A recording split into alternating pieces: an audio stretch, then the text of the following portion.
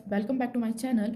और आज हम स्टार्ट करने वाले हैं class 10th geography chapter 1 resources and development का थर्ड वीडियो। इससे पहले हमारी 2 वीडियो कंप्लीट हो चुकी है जिसमें हमने रिसोर्सेज के बारे में सीखा है। सेकंड वीडियो के अंदर हमने डेवलपमेंट ऑफ रिसोर्सेज को देखा है। तो गाइस, अगर आपको ये इसके बारे में नहीं पता तो पहले आप जाके उन दोनों वीडियो को चेक करें, फिर इस वीडियो को देखना, क्योंकि कॉन्सेप्ट्स हमारे वहीं से क्लियर होंगे। तो मेरी रिक्वेस्ट है कि पहले आप उन वीडियोज़ को देखें, तब इस वीडियोज़ को प्ले करना। सो गाइज, अगर आपको मेरी वीडियो पसंद आए तो चैनल को सब्सक्राइब, वीडियो को लाइक जरूर करें। तो आज हम पढ़ने वाले हैं रिसोर्सेज प्लानिंग। रिसोर्सेज प्लानिंग या प्लानिंग करने की जरूरत क्यों है, मतलब हमें रिसोर्स इस्तेमाल करना है तो हम ऐसे भी कर सकते हैं। प्लानिंग की नीड क्या है, why do we need resource planning, ये इंपॉर्टेंट क्वेश्चन है। ये आपसे एग्जाम में पूछा भी जा सकता है। It has importance in a country like India which has enormous diversity in the availability of resources। मतलब हमें रिसोर्स प्लानिंग की ज़रूरत है मेनली ऐसी कंट्रीज़ के अंदर जैसे कि हमारी इंडिया, क्योंकि इंडिया के अंदर क्या है, इनॉर्मस डाइवर्सिटी है, मतलब लगभग डाइवर्सिटी बहुत ज़्यादा है। अगर हम स्टेट से स्टेट में ट्रैवल करते हैं तो वहाँ के लोगों का रहना सहना खाना पीना काफ़ी अलग होता है। वही क्या होती है, हमारी डाइवर्सिटी होती है। हमारा कल्चर दूसरे स्टेट का कल्चर अलग होता है। उनके रिलीजियस तो नहीं कह सकते, लेकिन हाँ, उनके फेस्टिवल्स में काफ़ी डिफरेंस होता है। फेस्टिवल क्रिएशन के अंदर भी काफ़ी डिफरेंस होता है। तो इनॉर्मस डाइवर्सिटी है।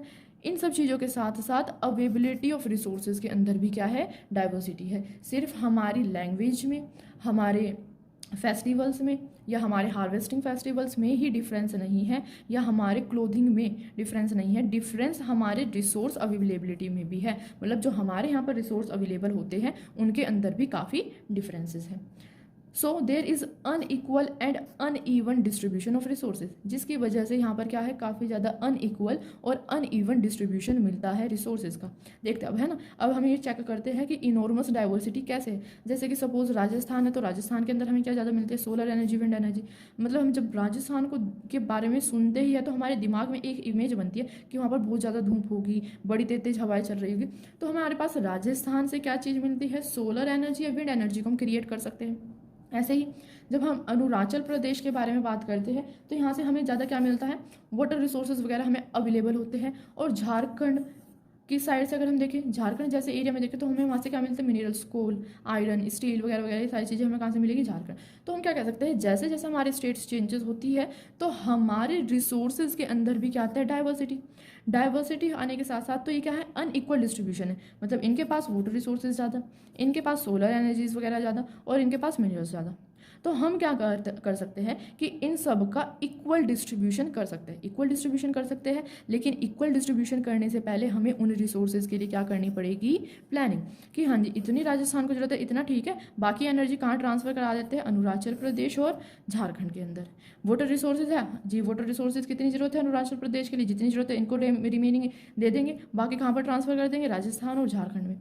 ऐसे ही अगर झारखंड के अंदर कोल माइनिंग वगैरह हो रही है, स्टील माइनिंग वगैरह हो रही है, तो जितनी रिक्वायरमेंट झारखंड की है वो स्टेन करेंगे, बाकी की सारी कहाँ ट्रांसफर कर देंगे, Arunachal Pradesh, Rajasthan and other state. ठीक है ना, एग्जाम्पल में मैंने यही स्टेट लिखी है, पर हम क्या करेंगे, हमें पूरे नेशन को इक्वल डिस्ट्रीब्यूशन प्रोवाइड कराना है, किसका, रिसोर्सेज का। तो उसके लिए हम क्या करेंगे, प्लानिंग करेंगे कि किस स्टेट में क्या चीज़ ज़्यादा है और क्या चीज़ कम है। तो जो स्टेट में ज़्यादा होगा वो अदर स्टेट्स में डिस्ट्रीब्यूट कर देंगे, और जिस चीज़ की स्टेट के अंदर कमी होगी वो उनको क्या कराएंगे, प्रोवाइड कराएंगे। जिस रिसोर्स की रिक्वायरमेंट होगी वो रिसोर्स प्रोवाइड कराएंगे स्टेट को, और जो रिसोर्स एक्सेस में है स्टेट के पास वो क्या करेंगे, डिस्ट्रीब्यूट्स करेंगे अदर स्टेट के अंदर।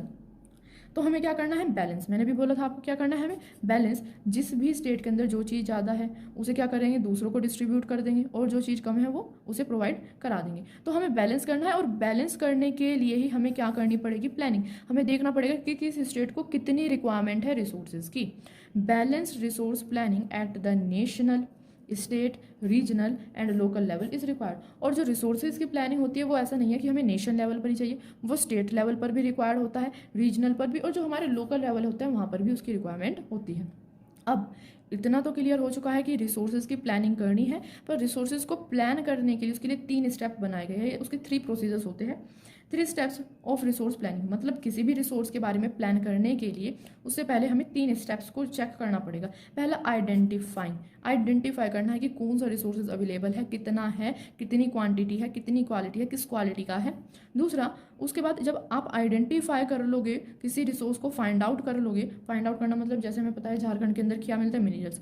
तो हम चेक करेंगे कि यहाँ पर मिनरल्स है तो कौन सा है, कितनी क्वालिटी में है, क्या उसकी क्या उसकी क्वालिटी है और कितनी क्वांटिटी में है।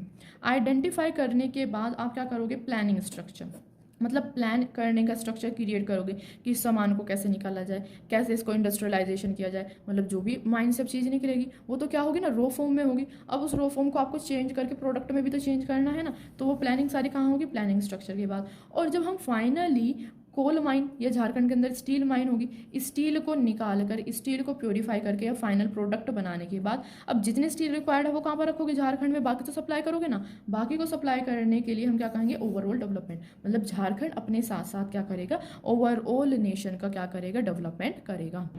सो अब हम डेफिनेशन की फॉर्म में भी देखते हैं कि आइडेंटिफाइंग, प्लानिंग स्ट्रक्चर और ओवरऑल डेवलपमेंट होता क्या है। Identifying and inventory of resources across the region of the country. मतलब हमारी कंट्री के जितने भी रीजन है, सबसे पहले तो हमें वहाँ आइडेंटिफाई करना पड़ेगा कि कौन सी रीजन के अंदर किस तरीके का रिसोर्स मिलेगा, ठीक है ना। अगर हम कहाँ पर जाते हैं, झारखंड वगैरह, मध्य प्रदेश वगैरह इधर जाते हैं, तो हमें देखना है कि यहाँ पर कैसा रिसोर्स मिलेगा। मतलब वाटर रिसोर्स मिलेंगे, एनर्जी रिसोर्सेज मिलेंगे, या फिर हमें माइल्स वगैरह मिलेंगे, किस तरीके के रिसोर्स मिलेंगे, पहले तो हमें ये आइडेंटिफाई करना पड़ेगा। आइडेंटिफाई करने के बाद हम क्या करेंगे, सर्वे करेंगे, उस जगह का सर्वे करेंगे। सर्वे करने के बाद मैपिंग, और मैपिंग से हमें पता चलेगा कि जो हमारा रिसोर्स है वो कौन से क्वालिटी और क्वांटिटी में है, मतलब किस क्वालिटी का वो रिसोर्स है और वो कितनी क्वांटिटी में हमें वहाँ से मिल सकता है। Estimation and measurement of resources, और क्या करेंगे, एस्टिमेट और मेजरमेंट करेंगे, या तो लगभग अंदाजा लगाएंगे या क्या करेंगे, मेजरमेंट करेंगे रिसोर्स का, ठीक है ना। तो पहले प्रोसीजर के अंदर या पहले स्टेप के अंदर सिर्फ हमें आइडेंटिफिकेशन करना है कि रिसोर्सेज कौन से रीजन से मिलेंगे। रीजन हम स्टेट भी बोल सकते हैं कि कौन से स्टेट से मिलेगा। मिलने के बाद उसके surveying, mapping, quality, quantity check करने के बाद हम एस्टिमेट करेंगे या मेजर करेंगे कि इस जगह से कितना रिसोर्स अवेलेबल होगा।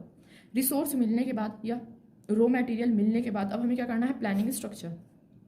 Evolving a planning structure endowed with appropriate technology, skill and institutional setup for implementing resource development plan. जब हमें एक बार रिसोर्सेज मिल जाएंगे तो उस रिसोर्सेज को प्लानिंग स्ट्रक्चर से हम क्या करेंगे, इंडोर्ड एप्रोप्रिएट टेक्नोलॉजी। इंडोर्ड मतलब हम क्या करेंगे, उस रिसोर्स का डेवलपमेंट करना शुरू करेंगे, ठीक है ना। मतलब रॉ मटेरियल मिला है तो उससे क्या करना शुरू करेंगे, प्रोडक्शन करेंगे।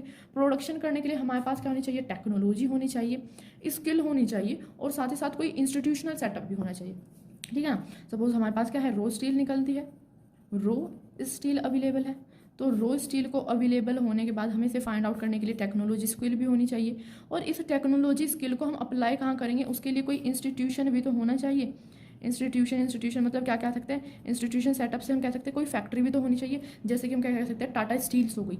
टाटा स्टील्स क्या करती है, रॉ स्टील को निकालती है, फिर उसके ऊपर लाके, ऐसा तो है नहीं माइनिंग में ही क्या करना शुरू कर देती है उसका प्रोडक्शन, तो उसको कहाँ पर लाएंगे, टाटा ग्रुप्स या टाटा फैक्ट्री के अंदर लाएंगे।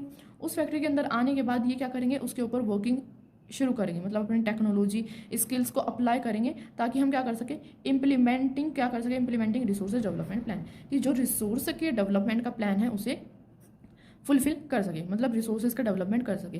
फर्स्ट स्टेप के अंदर हम आइडेंटिफाई करेंगे कि रिसोर्स कहाँ से मिलेगा, रॉ मटेरियल अवेलेबल होगा या नहीं होगा। सेकंड के अंदर हम क्या चेक करेंगे कि अब इस रॉ मटेरियल को डेवलप्ड कैसे करना है। डेवलप करने के लिए हमें टेक्नोलॉजी स्किल और इंस्टीट्यूशन की रिक्वायरमेंट होगी, इंस्टीट्यूशनल सेटअप की रिक्वायरमेंट होगी। फिर जब हमारा प्रोडक्ट क्रिएट हो जाएगा या रिसोर्स का डेवलपमेंट हो जाएगा तो हमें क्या चाहिए, ओवरऑल डेवलपमेंट में क्या आएगा, जैसे रिसोर्स मिला था झारखंड के अंदर, तो सिर्फ झारखंड का ही नहीं पूरे इंडिया का क्या होना चाहिए, डेवलपमेंट। तो इसे डेवलप करने के लिए matching the resource development plans with overall national development plans. तो जो हमारा रिसोर्स डेवलपमेंट प्लान है ना, उसको मैच किससे करना है, नेशनल डेवलपमेंट प्लान से। मतलब किसी स्टेट का ना सोचकर हमें क्या करना है, उसे पूरे ओवरऑल नेशन को डेवलप करने का प्लान क्रिएट करना है, ठीक है गाइस। तो हमने 3 स्टेप्स पढ़े। 3 स्टेप्स के बाद हमें देखना है अवेबिलिटी ऑफ रिसोर्सेज। मतलब अगर हमारे पास अवेबिलिटी है तो हम क्या करें, रिसोर्सेज से necessary for the development. Resources है तो रिसोर्सेज से क्या जरूरत है हमारी, कि हम अपना डेवलपमेंट करें, मतलब अपनी नीड्स को क्या करें, सेटिस्फाई करें, जो हमारी ज़रूरत है उस ज़रूरत को क्या करें, पूरा करें। But merely availability of the resources in the absence of technology and institution में बी हिंडर डेवलपमेंट्स या हिंडर ऑफ डेवलपमेंट। क्या कहते हैं, मियर अवेबिलिटी, सिर्फ अवेलेबल होना रिसोर्सेज का ही काफ़ी नहीं है। रिसोर्सेज का अवेलेबल होना ही काफ़ी नहीं है। हमने ये तो पढ़ा था रिसोर्सेज के होने से हमारा क्या होता है, नेसेसरी है। रिसोर्सेज ज़रूरी है हमारे डेवलपमेंट के लिए, रिसोर्सेज ज़रूरी है हमारे डेवलपमेंट के लिए, पर खाली रिसोर्सेज होने से भी सब कुछ नहीं होता। In the absence of technology, अगर हमारे पास टेक्नोलॉजी नहीं है, इंस्टीट्यूशंस नहीं है, तो may be hinders of development, तो भी हमारा क्या नहीं हो सकता, डेवलपमेंट नहीं हो सकता। सपोज हम कहें हमने रॉ मटेरियल के फॉर्म में ऊपर स्टील्स तो निकाली थी, रॉ स्टील तो निकाली थी, लेकिन उसे फाइनल प्रोडक्ट में चेंज करने के लिए, कंप्लीटली उससे कोई प्रोडक्ट बनाने के लिए ना ही तो उसके लिए हमारे पास टेक्नोलॉजी है, ना ही हमारे पास कोई इंस्टीट्यूशन है कि वहाँ पर ले जाके उसके ऊपर वर्किंग कर सके, तो भी हमारा डेवलपमेंट नहीं हो सकता। ठीक है ना, ओके। तो डेवलपमेंट को ध्यान में रखते ही हमने कंट्रीज़ को क्या करा, दो पोर्शन में डिवाइड करा है। पहला, rich in resources but economically backward, मतलब ऐसी कंट्री जो जिनके पास रिसोर्सेज तो है बट इकोनॉमिकली क्या है, बैकवर्ड है, काफ़ी पीछे है। मतलब इनकी जो इनकम है या इकोनॉमिक इनकम जो है ये काफ़ी बैकवर्ड रीजन के अंदर आते हैं। पर उसी जगह पर पुअर इन रिसोर्सेज, मतलब ऐसी कंट्रीज़ भी है जिनके पास अपना कोई कुछ खास ज़्यादा रिसोर्स नहीं है पर इकोनॉमिकली काफ़ी डेवलप है। ऐसा क्यों? क्योंकि अभी हमने रिसेंट में पढ़ा है कि रिसोर्सेज होने से ही काम नहीं चलेगा, हमारे पास क्या होनी चाहिए, टेक्नोलॉजी होनी चाहिए, और क्या होना चाहिए, इंस्टीट्यूशंस होनी चाहिए। जैसे हम एग्जांपल लेते हैं, आज़ादी से पहले कौन थे यहाँ पर, ब्रिटिशर्स थे। तो इंडियंस के पास रिसोर्सेज तो थे, स्पाइसेस थे, कॉटन थी, जूट था, उनके पास ये सारे रिसोर्सेज तो थे, पर इन रिसोर्सेज से प्रोडक्ट डेवलपमेंट नहीं आता था। उनकी टेक्नोलॉजी नहीं थी, टेक्नोलॉजी तो एडवांस टेक्नोलॉजी नहीं थी, और टेक्नोलॉजी नहीं थी और ना ही क्या थे हमारे पास, इंस्टीट्यूशन भी नहीं थे, मतलब इतनी बड़ी फैक्ट्री वगैरह भी नहीं थी जितनी बड़ी ब्रिटिशर्स के पास थी। और ब्रिटिशर्स के पास रिसोर्सेज नहीं थे, है ना, ब्रिटिश के पास रिसोर्सेज नहीं थे, तो वो ये क्या करते थे, यहाँ से रॉ मटेरियल लोड करवाते थे और कहाँ पे लेके जाते थे, ब्रिटेन में, इंग्लैंड में लेके जाते थे, वहाँ से क्या करते थे, रिसोर्सेज को क्रिएट करते थे और वापस से लाके इंडिया के अंदर बेचते थे। तो हम क्या अपने एग्जाम्पल रिलेट कर सकते हैं इससे? हाँ जी, हमारी कंट्री रिच तो थी रिसोर्सेज में, पर फिर भी क्या थी, इकोनॉमिकली बैकवर्ड थी, क्योंकि हमारे पास क्या नहीं थी, डेवलपमेंट नहीं था। डेवलपमेंट ये क्या कह सकते हैं, डेवलपमेंट कराने के लिए टेक्नोलॉजी नहीं थी। जबकि जो इंग्लैंड था वहाँ के लोगों के पास रिसोर्सेज की तो कमी थी, पर वे क्या थे, उनके पास टेक्निक्स थी, टेक्नोलॉजी थी, इंस्टीट्यूशंस थे, जिसकी वजह से उनकी इकोनॉमी क्या रही, डेवलप्ड इकोनॉमी रही, और हमारी इकोनॉमी कैसी रही, बैकवर्ड इकोनॉमी। फिर आता है कंजर्वेशन ऑफ रिसोर्सेज। अभी तक हम क्या करते थे, रिसोर्सेज का यूज़ कर रहे थे, अब रिसोर्सेज को कंजर्वेशन कैसे किया जाए, उसको कैसे बचाया जाए। रिसोर्सेज को बचाने के लिए एक अच्छी डेफिनेशन दी गई है महात्मा गांधी जी के थ्रू। यहाँ पर आता है, there is enough for everybody's need but not for anybody's greed. क्या कहते हैं, देयर इज इनफ, यहाँ पर काफ़ी इनफ रिसोर्सेज अवेलेबल है जिससे कि हर एक व्यक्ति की ज़रूरत पूरी हो जाए, पर किसी एक आदमी की ग्रीड को, लालच को पूरा करने के लिए कोई भी रिसोर्सेज फुलफिल नहीं है, या कोई भी रिसोर्स किसी आदमी के लालच को पूरा नहीं कर सकता। मतलब नीड्स को पूरा करने के लिए तो हमारे पास रिसोर्सेज है, पर लालच को पूरा करने के लिए हमारे पास रिसोर्सेज अवेलेबल नहीं है। ही placed the greedy and selfish individuals and exploitation nature of modern technology are the root cause of resource depletion at the global level। इनका क्या कहना था कि ग्रीडी लोगों के लिए, कि ग्रीडी की वजह से, लालच की वजह से, कुछ सेल्फिश लोगों की वजह से जो हम नेचर का एक्सप्लॉइटेशन कर रहे हैं ना, नेचर का इस्तेमाल कर रहे हैं मॉडर्न टेक्नोलॉजी की वजह से, तो ये क्या कर देगा, रूट कोज करेगा, काफ़ी बड़ा नुकसान पहुंचाएगा किसको, रिसोर्स डिप्लीटेशन के लिए। कब, किस लेवल पर, ग्लोबल लेवल पर। मतलब ये किसी एक पर्टिकुलर नेशन को, स्टेट को, या कुछ 4-5 कंट्री को नुकसान नहीं पहुंचाएगा, ये सबके लिए हार्मफुल होगा, पूरे ग्लोबल लेवल पर क्या करेगा, डिप्लीटेशन करेगा, मतलब रिसोर्सेज की वजह से क्या होगा, काफ़ी बड़ा नुकसान होगा।